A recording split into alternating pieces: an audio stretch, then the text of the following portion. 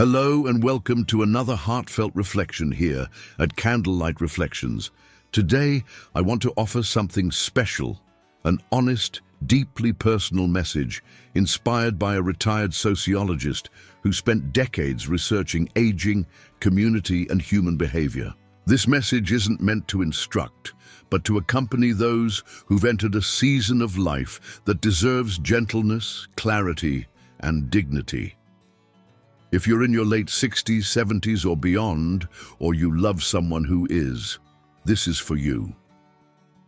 These are insights gathered not from textbooks, but from lived experience, countless conversations, and quiet realizations that only come with time.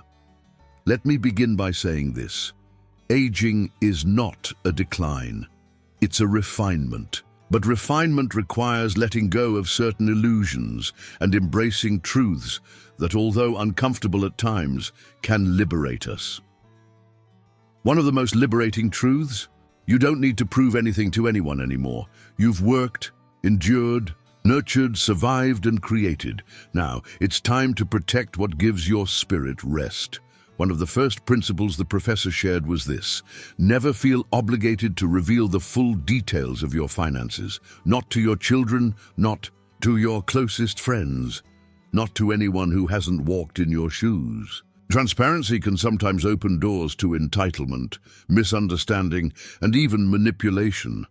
We've seen families fracture over what should have been blessings. Don't let your life's work become a battleground.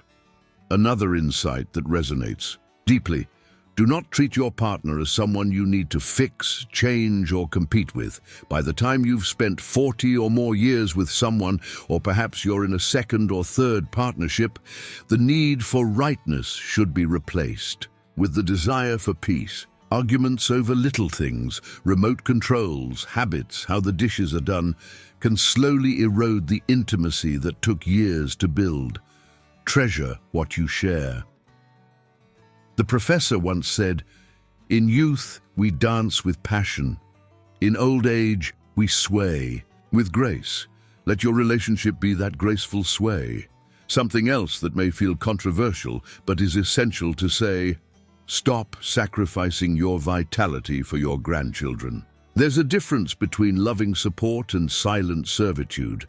Many grandparents fall into the trap of giving up their time, health, and even savings in the name of duty. But duty without balance breeds resentment and exhaustion. You've already raised your own children. You deserve time for yourself now. Travel, read, meditate, laugh. It's not selfish, it's sacred. Before we continue, let me gently invite you to support this community. If you're finding any of these reflections meaningful, please consider subscribing. It's a small click for you, but a powerful signal for us that you value content that speaks from the heart. And if something here resonates, something you've experienced, something you've learned, leave a comment below. Maybe share the most important lesson aging has taught you. You never know who will be uplifted by your story. Now let's continue. If you're single in your older years, don't rush to fill the space with a new relationship just to silence loneliness. Emotional solitude is better than emotional compromise. We live in a culture that prizes companionship as the ultimate achievement. But in truth, being alone can bring a clarity and self-reliance that are profoundly healing. Adopt a dog. Join a writing circle. Take nature walks, but don't believe that another person is the only cure for emptiness. Sometimes space is where we rediscover ourselves. Also, don't let go of your home too soon. No matter how persuasive your family may be, the walls that sheltered your tears, your laughter, your quiet mornings with coffee, those walls know you. A new apartment, no matter how modern or convenient, will never hold the same soul. Keep your sanctuary as long as you can. That space is more than real estate. It's memory woven into structure. Independence is dignity.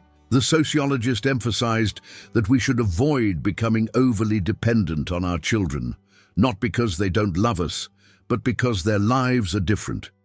By retaining our autonomy, we not only preserve our own self-worth, but we also allow our children to love us without obligation.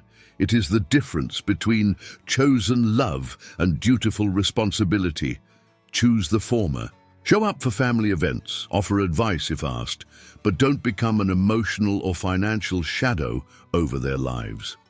And if you're visiting your children, keep your stay short and sweet. A week is a blessing. A month can feel like a burden. Even if they don't say it, your presence shifts their routine. Like a bouquet of flowers, you bring beauty, but beauty that fades if kept too long without water. Leave while the warmth still lingers. You must also abandon the fantasy that your children's spouses will always see you as their own parent. That's a lovely ideal, but not always reality. Respect them, give space, and release expectations. This prevents disappointments and protects harmony. One mistake many make is staying up late, lost in worry. If a problem cannot be solved at midnight, it will not be solved by 3 a.m. either. Rest is medicine. Sleep is more than recovery. It's a defragmentation of the soul. Set your worries down each night like a bag at the door. Pick it up in the morning if you must, but more often than not, you'll find it weighs less. There's no virtue in denying yourself joy. Many elders have grown up with restraint, sacrifice, and saving for tomorrow. But what if tomorrow is now? Have the dessert, take the scenic route, buy the coat that makes you smile in the mirror. Joy isn't frivolous, it's fuel, and let's talk about something often overlooked, saying no. It's not just a word, it's a complete sentence. You have the right to decline invitations, requests, or obligations that drain your energy. Say no to drama, to overcommitment, to unnecessary stress. If peace is the goal, then boundaries are the path. It's not selfish to prioritize your well-being. It's survival with grace. You also don't have to attend every argument. You're invited to. Whether it's an online debate or a family disagreement, choose your peace over proving a point. Wisdom knows when to speak and when to walk away. Silence, in the right moment, is louder than words. Many seniors feel the need to stay relevant. They download new apps, learn slang, try to keep up. And while learning is wonderful, never let relevance replace authenticity. You are not required to keep up. You are invited to keep being real. The most magnetic quality you can have at any age is self-assured authenticity. You don't have to chase the world. Let the world slow down to meet your rhythm. Let go of regrets. You cannot rewrite what has been, but you can retell your story with compassion. Be gentle with yourself. You did what you could with what you knew. Carry forward only the lessons, not the shame. Speak kindly about your past self. They got you. Here, let me pause again to thank you for being here. If something in this message lit a spark within you, I invite you once more to subscribe. Not because we need numbers, but because maybe this space is where you felt understood. And if it has been, I would love to hear from you in the comments. What moment in your life taught you the greatest wisdom? What experience are you carrying today that someone else here might need to hear? Your voice matters. In the final stretch of this reflection, I want to leave you with this. Never stop wanting to look good. Not for vanity, but for self-respect. Never stop practicing kindness, not for applause, but for peace. Never stop seeking joy, not because life is perfect, but because your spirit craves light. Do not fear solitude. Do not fear change. Do not fear the unknown. What's ahead may still surprise you. There's laughter waiting, love in unexpected places, and purpose that shows up quietly in the everyday. Aging is not a curse. It's a whispered invitation to live differently, with less noise, more meaning, fewer things, and deeper moments. If you've made it to this point in the video, you're part of something rare, a community that sees beyond the surface. So please share your thoughts, share your heart, and if this video gave you something, an idea, a comfort, a memory, let us know. Let this not be a monologue but a conversation.